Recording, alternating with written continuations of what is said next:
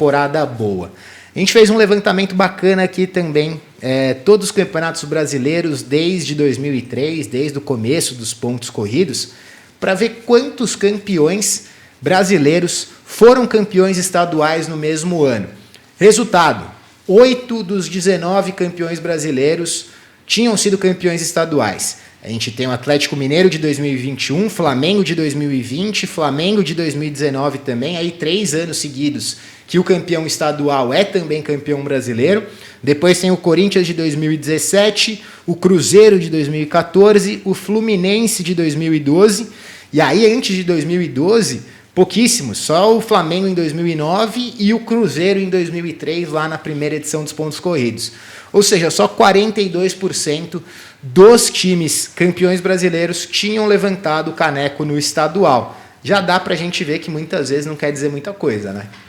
Eu acho que assim, esse fato de ganhar o estadual não significa nada, porque às vezes o time consegue achar um método de jogo importante no começo da temporada, mas aí mais para frente os outros times também acham esse modelo de jogo, se encaixam melhor, e aí se você não reformular o estilo de jogo, você não alcança o mesmo patamar dos times e acaba caindo dentro do Brasileirão, né?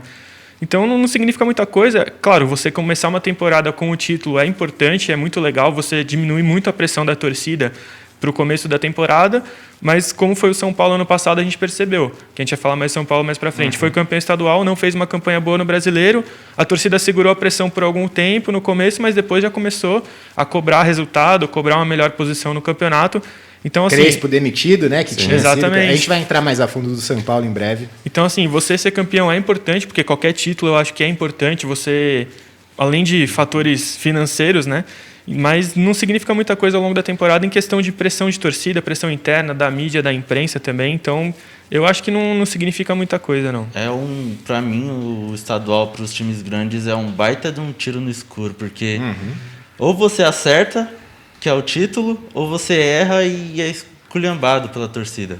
Que tem muito peso de perder clássico, né? Sim. Tem essa também. E eu acho que essa questão do estadual refletir o restante da temporada tem duas coisas importantes aí. A primeira é que o futebol brasileiro, os times mudam muito ao longo do ano. Então, tem muito jogador que sai no meio de temporada, o clube acaba muitas vezes fazendo uma reformulação no meio do ano, e aí o elenco muda bastante, até se adaptar, reencontrar uma forma de jogar, as coisas mudam bastante do começo do ano para o meio e fim.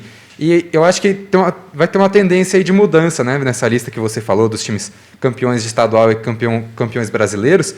A gente está vendo alguns times se distanciando um pouco mais na questão financeira, econômica aqui no futebol brasileiro, principalmente Palmeiras, Flamengo, o Atlético Mineiro, que tem uma dívida grande, mas está conseguindo fazer investimentos. São 3 clubes que estão se distanciando, e isso está aparecendo de forma mais evidente nos estaduais, mas está ficando um grupinho a mais mesmo, né? Nesses campeonatos nacionais, ainda mais em pontos corridos, quando você tem um elenco maior, um elenco mais qualificado, faz muito mais diferença. Eu acho que a tendência nesses últimos 5 anos, 4 dos campeões foram campeões estaduais. Eu acho que isso daí pode acabar aumentando daqui para frente, se perfeito, a tendência for essa de times com essa vantagem financeira. Perfeito, André. O Mauro até falou aqui, ó, o título estadual ilude o clube de que as coisas vão bem. Inclusive, rapaziada, comenta aí mais suas opiniões sobre o estadual, né, mas que eles acham? É bem o que o André falou. Você pega essa tabela aqui, os últimos 5 campeões brasileiros, 4 tinham sido campeões estaduais. Aí você pega 1, 2, 3, 4, 5, 6, 7, 8, 9, 10, 11, 12, 13...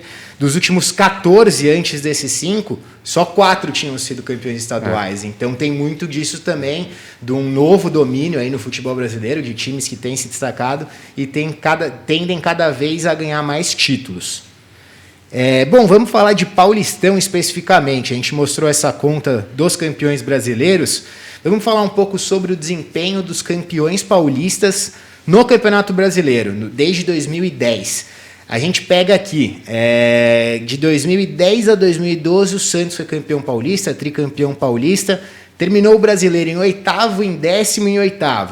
Aí o Corinthians em 2003, título do Paulistão, 10º lugar no Brasileirão. Em 2014 foi o Ituano, uma das últimas grandes surpresas aí, não só falando de futebol paulista, como falando de todos os estaduais do futebol brasileiro. Aí, obviamente, não disputou o Brasileirão. Santos campeão de novo em 2015, 7º lugar no Brasileiro. Aí em 2016 e em 2017 foge um pouco da regra. O Santos foi segundo colocado no Campeonato Brasileiro de 2016 e o Corinthians foi campeão em 2017.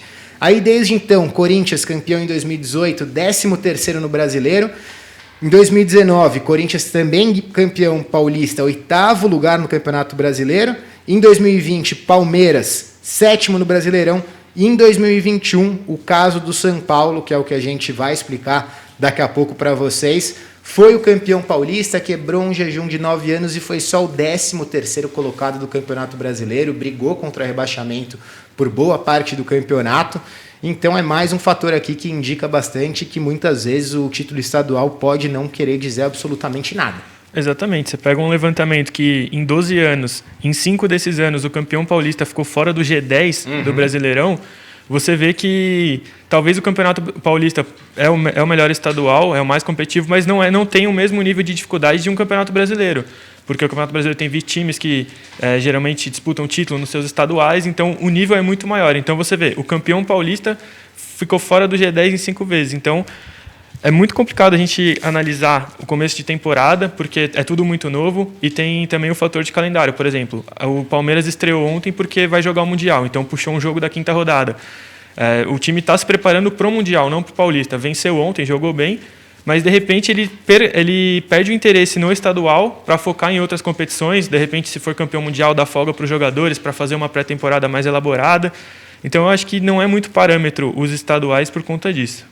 E acho que também tem a questão dos clássicos, que muitas vezes são jogos bem tensos, bem truncados, definidos em detalhes, e que muitas vezes no Paulistão, principalmente, acontecem em semifinais, finais, são as decisões dos torneios, e nem sempre o time melhor, talvez o time com a melhor performance, acaba sendo campeão, e aí dá essa disparidade. A gente vê um time campeão paulista, aí chega no resto do ano, não consegue manter esse mesmo desempenho, porque tem que se sobrepor a muitos outros adversários, tem que conquistar resultados ainda mais difíceis e acaba ficando com um desempenho pior nos outros campeonatos. O exemplo do ano passado é bem claro, né? Sim. O São Paulo campeão contra o Palmeiras no Paulistão, terminou o ano com o Palmeiras campeão da Libertadores e o São Paulo comemorando que não foi rebaixado no Campeonato Brasileiro. E a gente pode pensar também no Corinthians do Carille.